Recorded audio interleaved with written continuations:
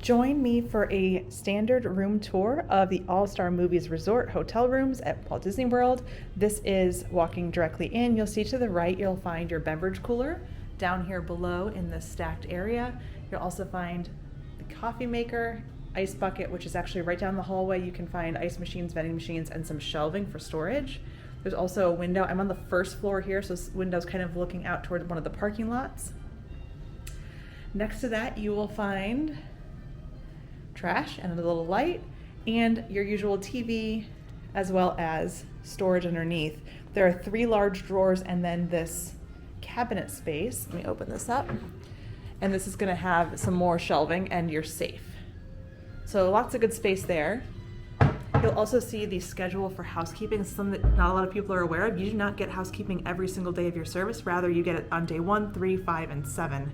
If you need anything special, though, you can always ask and they'll bring it up for you. Looking back at the room, you can see there is a nice large bed, and then you'll see on this side a table and chairs, and this is actually the fold down bed, table bed that can kind of come down, and this sleeps up to 4 individuals. There's a lot of outlets here. When they redid all of these rooms at All Stars, they really gave you some great options, including USB ports, and that'll be on either side of this main bed.